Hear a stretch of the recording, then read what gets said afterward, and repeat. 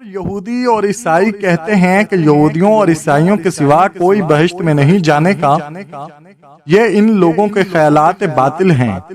اے پیغمبر، ان سے کہہ دو کہ اگر سچے ہو تو دلیل پیش کرو۔ ہاں کیوں نہیں، جو شخص اللہ کے آگے گردن جھکا دے یعنی ایمان لے آئے اور وہ نیکوکار بھی ہو تو اس کا صلہ اس کے پروردگار کے پاس ہے، اور ایسے لوگوں کو قیامت کے دن نہ کسی طرح کا خوف ہوگا اور نہ وہ غمناک ہوں گے۔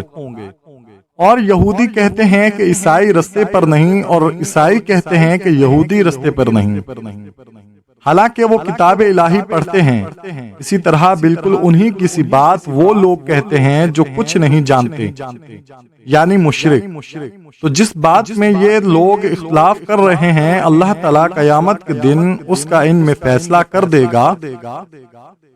اور اس سے بڑھ کر ظالم کون، جو اللہ کی مسجدوں میں اللہ کے نام کا ذکر کیے جانے کو منع کرے اور ان کی ویرانی کے لیے کوشش کرے۔ ان لوگوں کو کچھ حق نہیں کہ ان مسجدوں میں داخل ہوں مگر ڈرتے ہوئے۔ ان کے لیے دنیا میں رسوائی ہے اور آخرت میں بڑا عذاب۔ اور مشرق اور مغرب سب اللہ ہی کا ہے، تو جدھر بھی تم رخ کرو ادھر ہی اللہ کی ذات ہے۔ بے شک اللہ صاحب وسعت ہے، باخبر ہے۔